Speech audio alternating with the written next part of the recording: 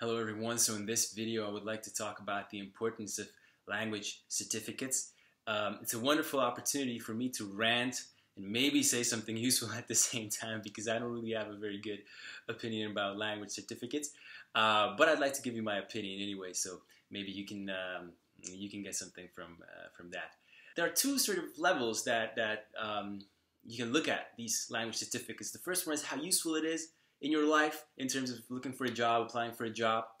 And then yes, it's useful. It's very useful. It's necessary probably for a lot of jobs that require you to speak a foreign language.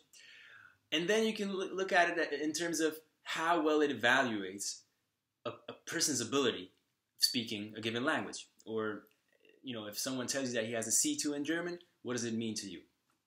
So when it comes to the first sort of level, in terms of job applications and, proving at least somehow that you can speak a language, then I think, yes, language certificates are important and very necessary because there is a huge deal of jobs that require you to speak a foreign language. And of course, I mean, it would be impossible if there would be, I don't know, 10,000 applicants for that one position or a couple of positions that would be required to speak German. It would be impossible for the company to interview every single applicant in German to see how good or bad this or that person speaks German. So in that case, yes, a language certificate is sort of like a pre-screening. It's a pre-elimination, at least some sort of proof, some sort of relevant proof to show that this or that person does have, does speak a language well. And I think that's where it ends. That's where it really ends the usefulness of language certificates for me personally. I mean, maybe I gave it a little thought and I thought about it for a day and before I made this video, but that's where it ends for me. When it comes to these language certificates proving how good or bad a person speaks a language, I'm very skeptical about this. I mean, what they prove is if a person has, let's say, C2 in German, C2 certificate in German, to me it proves that person passed the test on that day. It doesn't mean that that same person would pass a similar test, C2 similar test another day. Maybe he would fail. Maybe he would, he was lucky. Maybe the questions were good. Maybe he's a person who can study really well for tests. I'm a person who can't. I usually, even if I have to take a test in something that I'm really good at, I usually fail very bad because I'm just not good in tests. Maybe another person who's just like me, who's not really good in taking tests, but is a C2 in German, will not pass the C2 level in German, and so on. There's so many factors that come into play.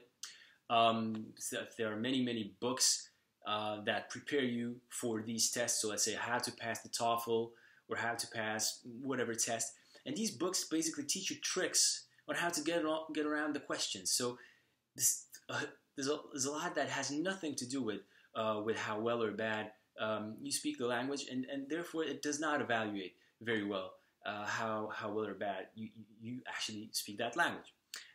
So if someone tells me he has a C2 in German, what does that mean? Like I said, it means that he passed the test, right? On that given day. That's all that it says. I know of a person, I think he was Swedish, and he was studying Chinese for 6 months and preparing for the HSK 6 test, I think, which is the highest level test in Chinese, and he passed it after just having studied Chinese and been preparing for that test for 6 months. That is incredible, but it tells me that he's really good in memorizing, and his memory is very good, and he did one hell of a job to be able to pass that test in 6 months. But he doesn't speak C2 level Chinese. It's just not happening. So for me, these language learning certificates, like I said, they are useful when you apply for a job, but in terms of evaluating or telling me how well or bad this or that person speaks this or that language, I'm not really feeling that. And I have, and this is funny because I have 5.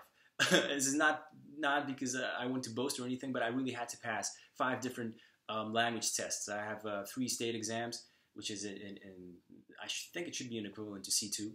So it's the highest level exam that you can get in Slovakia, a governmental exam. And I have German, English, and Chinese. And then I have a C1 in Italian, and I have I'm not really sure what level it is, but I have sort of a certificate in Russian too. So, and the only thing that they do for me is that they like look good on the wall or something like that, and even that is like I don't really care. So it's just, you know, it's basically they do nothing. I never had to submit them to any job application, or I was never asked to show that I have these tests. Actually, I passed the TOEFL as well a long time ago when I was 16. But I really never needed these certificates at all, and I never had to apply for a job that required certificates like that. So for me personally, what works much better, and it's a little sort of system that I devised to if someone tells me that he or she speaks German, and then I would say, all right, well, tell me, we would be speaking in English, and I would say, so what percentage of English is your German at? And he would say, well, it's about 70% of my English, and that's giving me a much better idea of how well that person speaks German than telling me, oh, I have a C1 or a C2. I'm not really vibing with these. With these numbers, C1, C2, B1. But it's a general reference that people get more and more used to. And again, I mean, if you apply for a job, you can't say, all right, so this job application is in Slovak, and my English is 97% of my Slovak, because, you know, anyone can write that, first of all, and second of all, it's very relative, right? Because for someone, 97% is something completely different than it is for someone else. So yeah, that's what I think probably about these language learning certificates, Let me know what you think in the comments. Yeah, I will see you in another video. Take care. Bye-bye.